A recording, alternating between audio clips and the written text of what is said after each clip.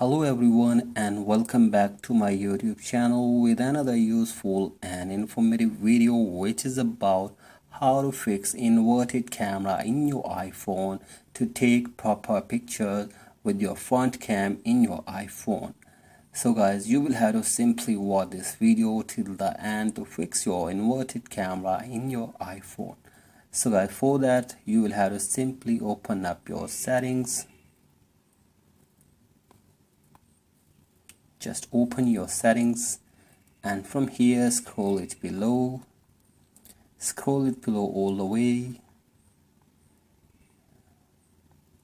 and from here open up your camera, and from here scroll it below and turn off mirror front camera.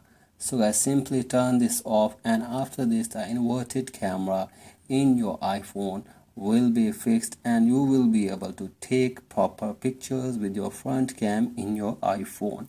So guys, this is the way to take proper picture from your front cam in your iPhone, and here you can fix your inverted camera as well.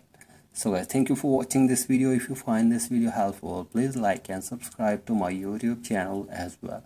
Thank you.